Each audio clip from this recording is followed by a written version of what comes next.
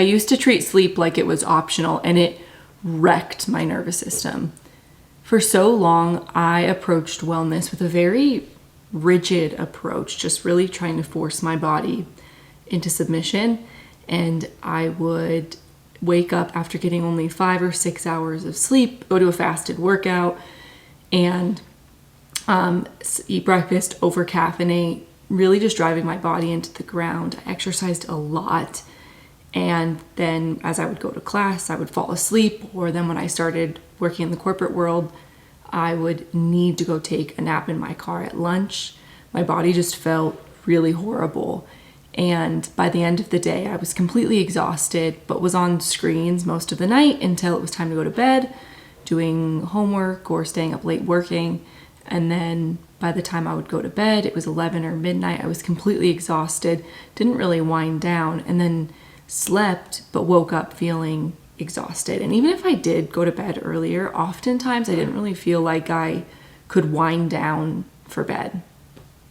I really adopted the belief that I could sleep when I was dead, and I wore exhaustion like it was a badge of honor.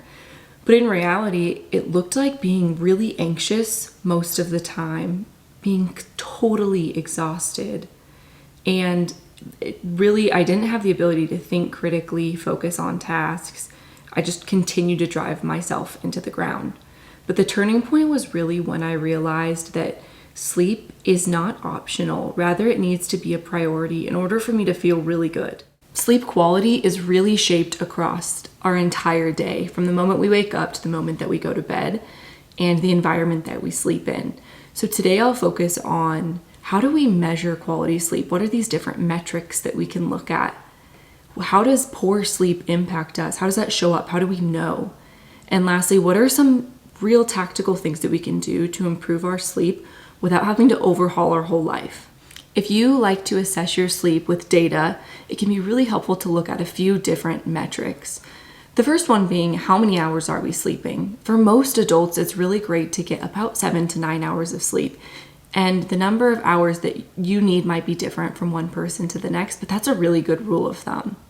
And then next, looking at REM sleep. So this is where our restorative zone of sleep happens. And we want to shoot for about 20 to 25% of our total sleep being REM sleep. So that looks like an hour to 2 hours for most people. And then we look at deep sleep. This is where a lot of the re-energizing of our body and mind comes in.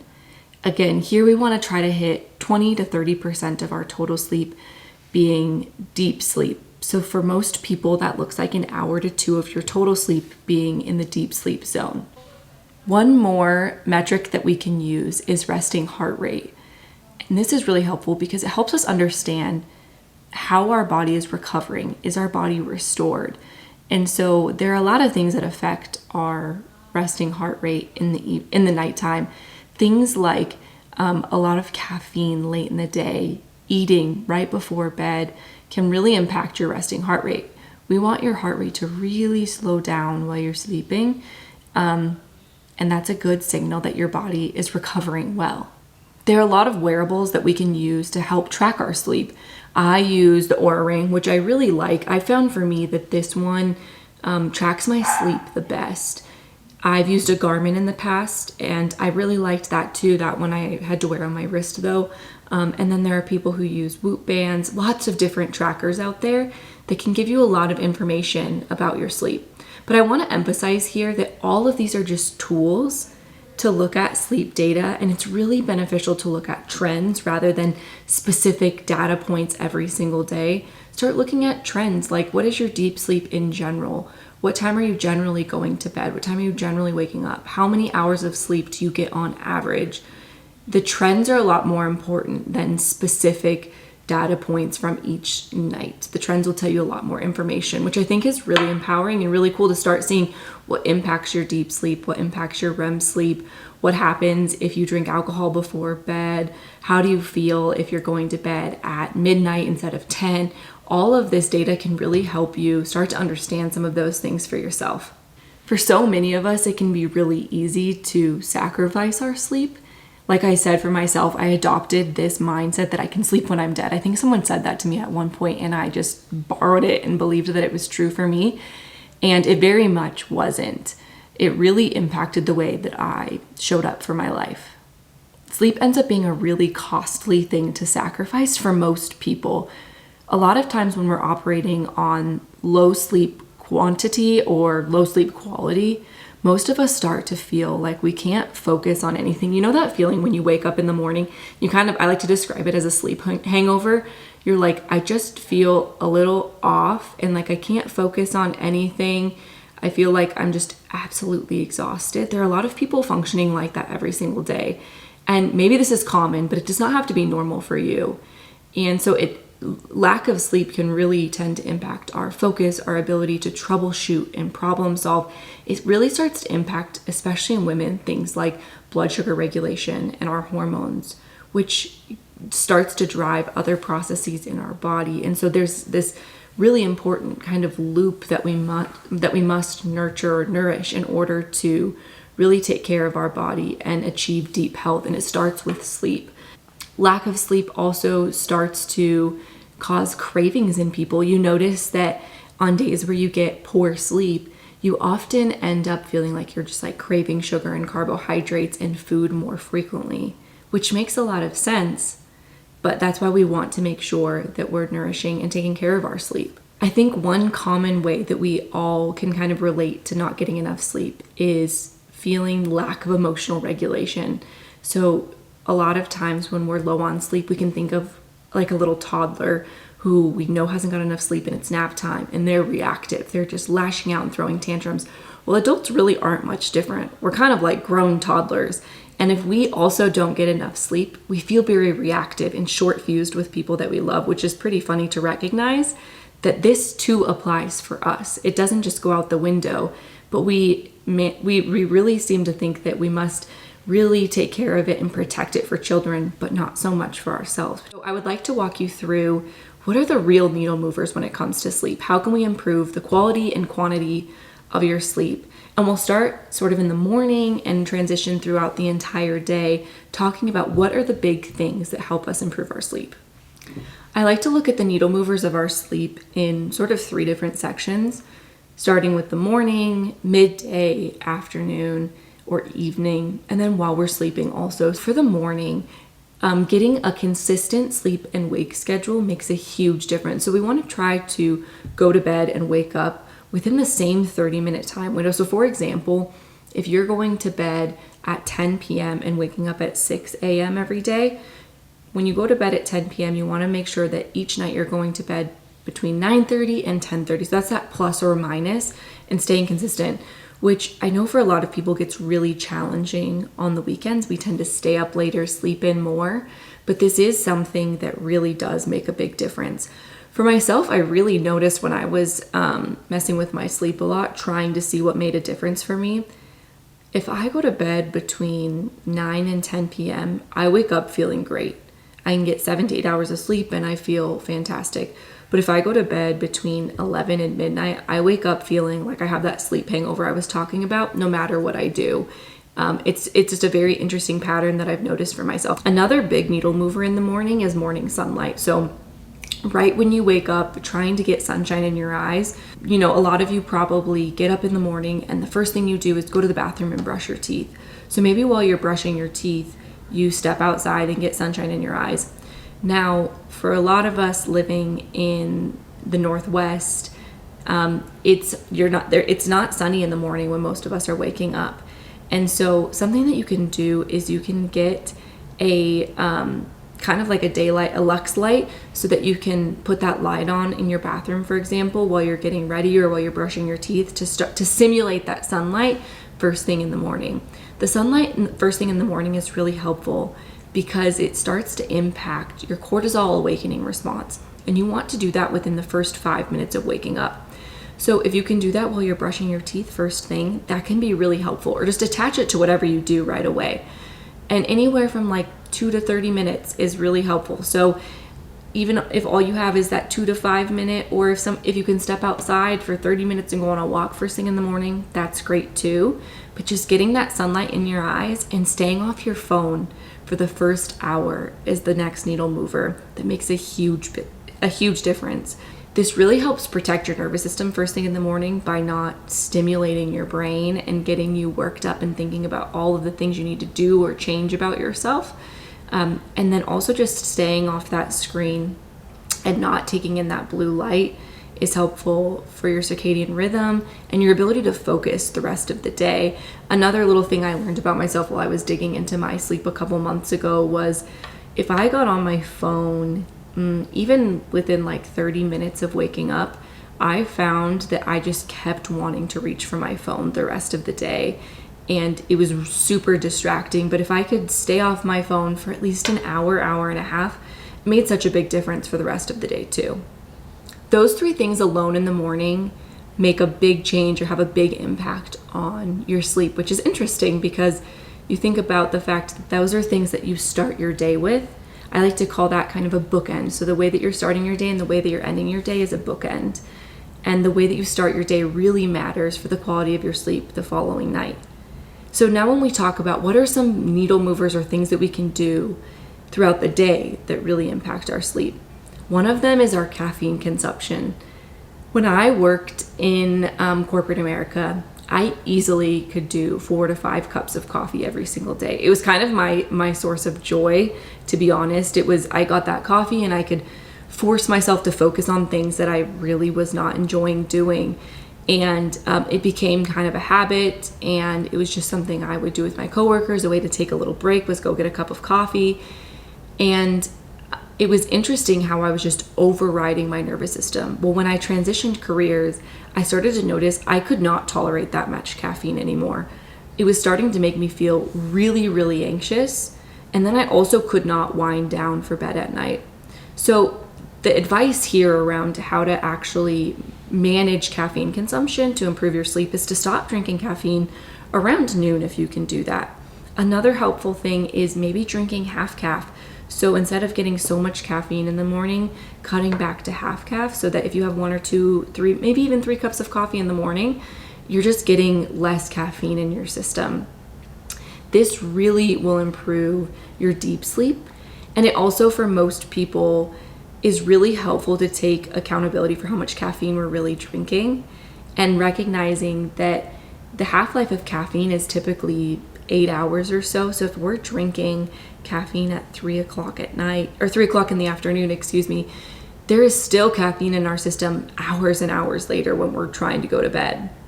Another big needle mover midday that makes a big difference for people's sleep is getting movement throughout the day. So for a lot of people, we are pretty sedentary, we're working desk jobs, and that's just kind of what's required of us. But if we can be intentional about doing little movement snacks, so little doses of movement throughout the day, that makes a big difference. So getting up and going on a little walk or standing while you're working, that helps. But I'm also talking about intentional dedicated movement time. So if you can schedule in time to do a real cardio session, real strength training, Pilates, yoga, whatever it is that makes you feel fulfilled, what you enjoy doing, that can really improve the quality of your sleep that night as well. The last chunk of needle movers I like to think about are the evening needle movers. So what can I do in the afternoon and evening to help prepare myself to go to bed? The first one is dinner timing. So trying to eat dinner 3 to 4 hours before you go to bed. It gives your body some time to start digesting that food so that you don't go to bed on a full stomach and your body's trying to digest food. A lot of people will notice if they do eat dinner later in the evening that their resting heart rate when they're going to sleep or when they're sleeping is higher. Your body's trying to digest that food. So then as a result, it also impacts your deep sleep. That's a strong correlation for a lot of people. Another big needle mover, as much as we don't like to hear it, is screen time in the evening. Think about just light in general. So it's the screen from your phone, the screen from your computer while you're working and stimulating your brain, the screen from your TV. There's so much blue light coming in. So one really helpful thing we can do is just turn off the screens an hour before bed. If you can think about, okay, can I stop working at least 2 hours before I go to bed? And then can I turn off all my screens at least 1 hour before bed? This gives your mind time to start unwinding and then stops taking that blue light into your eyes, which helps you unwind and get into the zone to improve your deep sleep. One other thing I noticed by avoiding screens in the evening is it kind of forces you to reach for something else, right? So this was one thing I tried on for 2 weeks straight in November, was really trying to reduce and cut out screen time as much as possible, but especially in the evening. So I would eat dinner earlier, and then 8 o'clock I was like, okay, well, no screens now, so what am I gonna do? I would often listen to a podcast or read a book, which forced me to start really relaxing early. And as a result, I would often be getting into bed earlier than I would be if I watched TV, because with the TV, it's really stimulating. And I would find myself getting sucked into watching too many episodes of Emily in Paris or something like that. Not only did removing the phone and screens really help me improve the quality of my sleep, it also didn't help me improve the quantity or the number of hours that I was sleeping, because I would end up, reading for 30 minutes and I could hardly keep my eyes open, and I was going to bed around 8:30 or 9 o'clock, which was just a really helpful bonus. Not getting sucked in, being on the couch, being really comfy, and also not having the stimulation from the screens really helped the quality of my sleep too. And the last one that I want to mention is your wind down routine. So I talked about the bookending your morning and then bookending your evening with a nice wind down routine. This starts to signal to your brain that it's time to calm down, relax, and get ready for bed. So this might look like doing a little bit of breath work.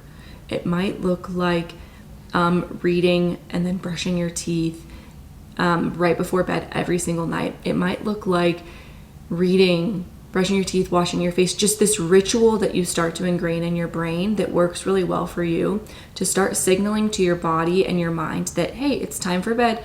I'm helping my body, I'm helping my mind actually relax, maybe like I said, through breath work or reading. So you're really helping it relax, but by that repeated behavior, by doing the repeated behavior, it helps start sending that signal to your brain so that every night your brain starts to recognize that and naturally wind down for bed.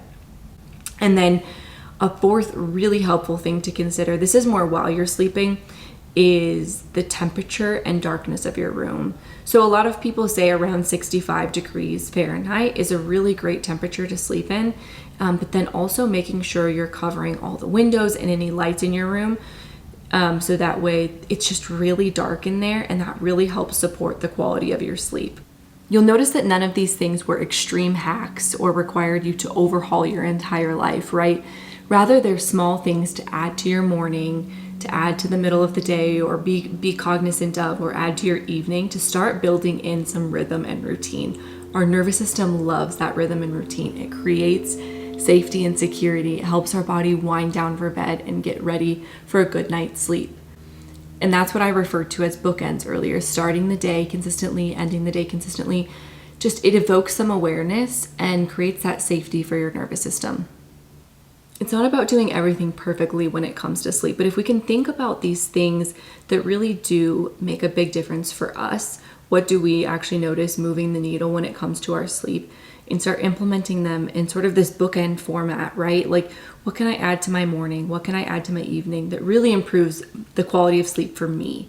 So again, for myself, this was limiting screen time in the evening and the morning, limiting caffeine around noon, and really starting to wind down in the evening. So staying off my computer, doing work in the evening. And it might be different for everyone. That's the helpful thing about looking at data, starting to track some of these things and see what actually makes a difference for you. But for most people, what I see, the three biggest needle movers are waking up and going to bed at consistent times. So consistency around sleep, limiting the light or blue screen. So adding sunlight in the morning, maybe watching the sun go down in the evening, but then really limiting the blue light exposure first thing in the morning and when you're going to bed. And then also implementing this wind down routine, cueing your body that it's time to relax. Sleep is really one of the biggest things that you can leverage to improve the quality of your life, not only because it impacts the way that you feel physically, right? The hormones, the energy that you have the next day.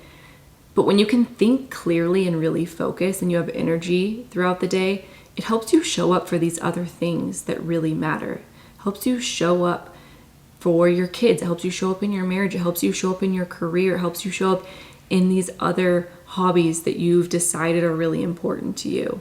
So so you can actually follow through and build the life that you want. Again, the life that you want that's far beyond the health.